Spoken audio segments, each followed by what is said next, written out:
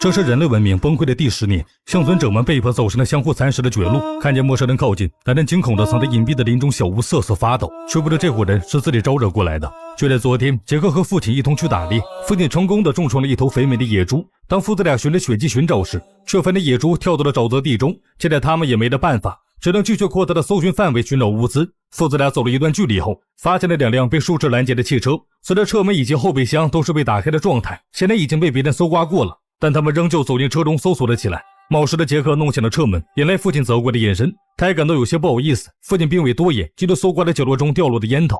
杰克幸运地得到了一包过期的饼干，他兴奋地藏了起来，却意外触碰到了车子中的喇叭。一阵刺耳声响彻底打破了整个森林的寂静，很快令他们忌惮的野狗倾巢而出。父亲连忙将杰克塞到了后座上，斯里则快速关上了后备箱门，躲进了驾驶位上。好在野狗并未发现2人的存在，父子俩只得逃过一劫。一直以来，杰克都被父亲照顾得很好，因此他有些小爱心性。杰克趁着父亲不注意偷吃的饼干，在2人即将离开时，杰克已经快要吃完了。他快速地拿走了最后一块饼干，将包装袋随手扔在了一旁。在迟迟没人踏足的地方，突然出现一个崭新的包装袋，势必会迎来一场腥风血雨。2人杰克上夜色时，突然听到身后有声响，当他转过头，竟看到一大群陌生人正在朝自己的方向走来。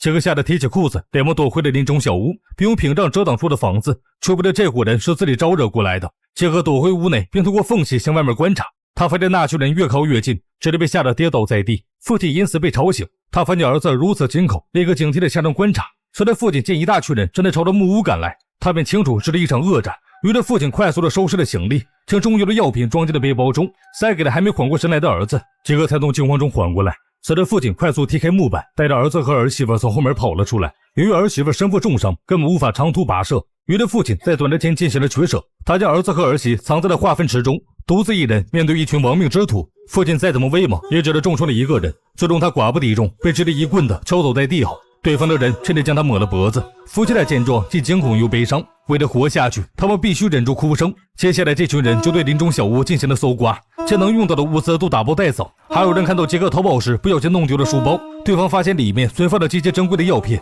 不由得喜出望外。要知道世界末日多数人都已经被细菌感染，只有靠着服药才能勉强维持生命。杰克的妻子都是靠着这些药品续命的，但如今所有的药片都被对方掠夺了。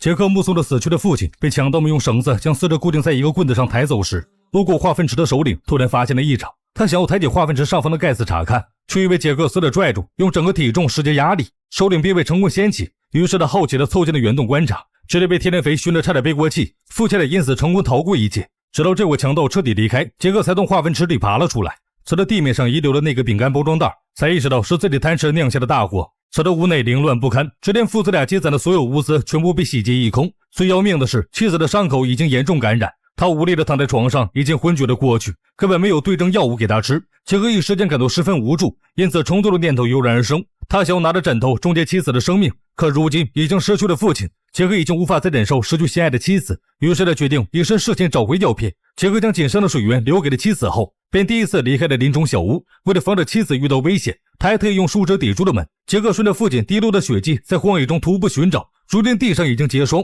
而他只能靠着短袖前进。不知过了多久，杰克便因为四肢冻得麻木倒在了地上。就当他彻底昏迷过去时，恍惚间他看到了一个小男孩路过此地，杰克立刻抓住机会跟了上去。男孩快到家门口时发现了他的存在，于是惊慌失措下躲回了屋中，并将铁门反锁了上去。但这并不能困住杰克，他踹了几脚就把不太结实的铁门踹坏了。小男孩见状只能害怕地躲进了爷爷的怀抱中。好在杰克还有良心，他并没有伤害爷孙俩，只是抢走了老爷爷的衣物用来御寒。杰克换下了御寒的衣物后，继续踏上寻找强盗们的行程。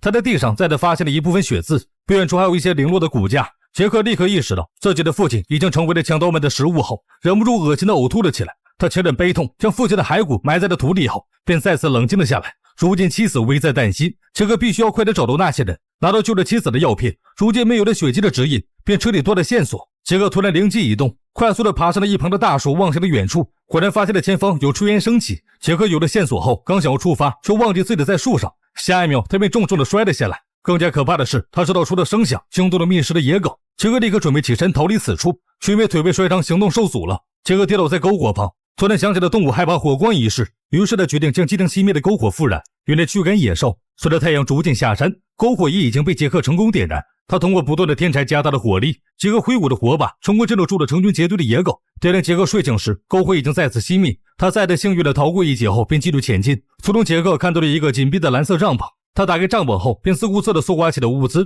他将单薄的衣物扔在了一旁后，拿走了2个还备用的火柴、一把生锈的刀子，以及一个看起来没什么用的口哨。杰克刚准备离开时，再次和小男孩撞见了，对方吓得立刻拔腿就跑。杰克则是顺着森林中的小河继续前进。突然，他发现水面上飘来了一滩血水，便立刻警惕地躲了起来。杰克暗中观察了四周，发现强盗中的唯一女性正在河边清洗着匕首。杰克并没有轻举妄动，而是捡起一块石头，暗中跟着女人找到了强盗们的营地。他见只有女人留守后，便想直接冲过去抢劫。突然，杰克发现了附近还布置了陷阱，他小心地绕过了挂着铃铛的线后，一眼便看到营帐里面熟悉的背包。杰克立刻翻找了出来，却发现药品已经不见踪影。他只能到处翻箱倒柜的继续寻找起来，却不料女人已经察觉到了异常，并之后发起了袭击。好在杰克通过镜子察觉到了危机，他躲过了女人的袭击后，和她扭打在了一起，却不料女人异常能打，杰克只能被压制的竟然无法翻身。他在挣扎时拿起了自己带来的石头，给了女人致命一击。随后杰克被一旁的房车吸引，他立刻走进了车里面，就着寻找起了药品的下落。但随着强盗们已经赶了回来，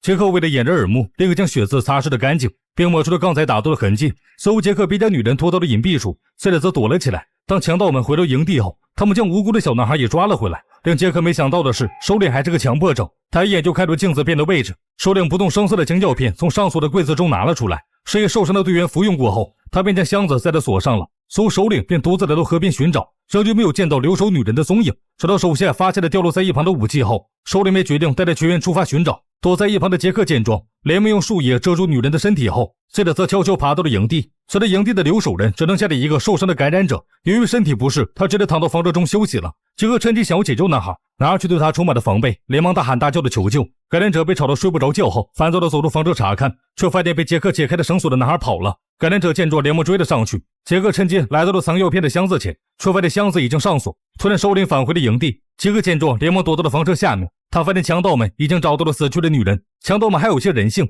他们并未将女人当成食物，而是选择了给队友进行火葬。为了避免暴露，杰克只能在房车下躲了一夜。直到第二天清晨，杰克趁着首领熟睡时，悄悄走到了房车里面，在火柴照明下，用小刀成功割断了绳子，手拿到了挂在首领脖子上的钥匙。杰克顺利地打开箱子后，连忙将药片揣进兜里，随后他用箱子上的锁反锁住了房车的门，杰克这才松懈下来。当他准备离开时，却一个不小心触碰了挂着铃铛的线。铃声响起后，沉睡的首领也被惊醒。他准备出去抓捕入侵者时，却发现自己的房门被反锁。愤怒的首领在里面狂摔的房门，连续几脚过后，便成功的脱困了。杰克在森林中拼命奔跑，首领则在那倾巢而出，很快被追上了杰克的步伐。随着妻子突然被野狗的声音吵醒，他睁开眼一看，却发现天都塌了。野狗们成群结队的围在小屋前，已经有狗通过缝隙将头钻了进来。此时的杰克也危在旦夕，好在他熟悉附近的地形，借助了地形优势，再来将强盗们甩开。杰克接下来一路狂奔，躲进了爷孙俩家中，却发现里面到处都是野狗的脚印。没了铁门的庇护，行动不便的老爷爷已经成为了野狗们的口粮。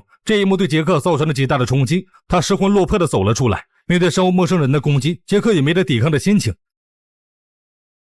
等到他再次从昏迷中苏醒过来，他已经被反绑的手脚扔在了地上，强盗们正忙碌着磨刀生火，显然他们正准备将杰克生吞活剥。杰克还不愿死去，突然他发现自己捡来的口哨被丢在了一旁，趁着强盗们不注意，杰克用嘴吹响了口哨，很快哨声贯穿了整个森林。饥饿许久的野狗们很快闻声赶来，首领意识到危机后，立刻一脚踹开了杰克，制止了他。可惜为时已晚，周围传来了大批野狗的喊声，他们纷纷闻声而来，追着在森林四散逃离的强盗。杰克趁机捡起了小刀，割断了自己的绳索后，迅速躲在了一旁的树干下，成功避开野狗们的追击。随后杰克套上了衣物，准备对强盗们进行反击。等待强盗们摆脱了恶狗扑食的危机后，立刻决定找杰克算账。第一个赶来的男人发现地上不见人影后，立刻搜寻了四周，突然发现大树露出了一个衣角，于是男人掏出匕首发起了偷袭，随后才意识到这是一件衣物。杰克趁机从树上跳了下来，骑在了男人的脖子上，打得他措手不及。随后杰克和男人互换了衣物，并拖着对方的尸体前行，很快被吸引了另一个队友。其中队友误以为杰克是友军，直到两人距离2-3步时，对方才察觉到异常，却已为时已晚。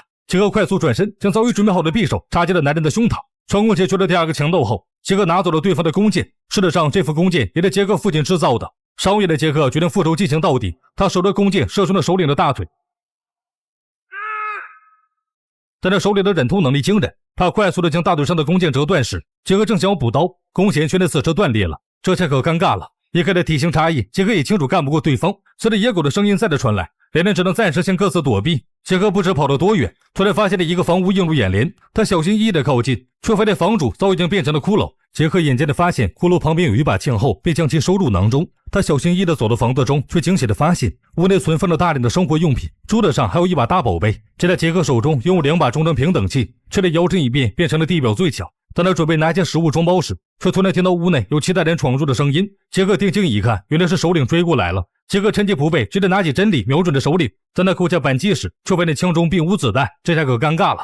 首领也立刻有了底气，立刻上前和杰克决一死战。可惜的杰克并不是他的对手，很快他就被首领按在地上摩擦。杰克急中生智，死地抠出了首领大腿上的伤口，果然对方疼得松了力道。杰克趁机挣扎起身，拿起了桌子上另一把平等器，毫不犹豫地扣动了扳机。这次首领就没那么幸运了。杰克彻底摆脱了追杀后，立刻马不停蹄地回到了家中。路过爷孙俩的房子时，他特意留下了3个罐头作为补偿。随后杰克便快速赶往了林中小屋，却发现小屋的屏障被破坏，妻子也不见踪影。杰克见状，痛苦地跌坐在地上，陷入了极度的绝望之中。此时杰克的身后走来一人，缓缓地将手搭在了他的肩膀上，重新给了杰克活下去的理由。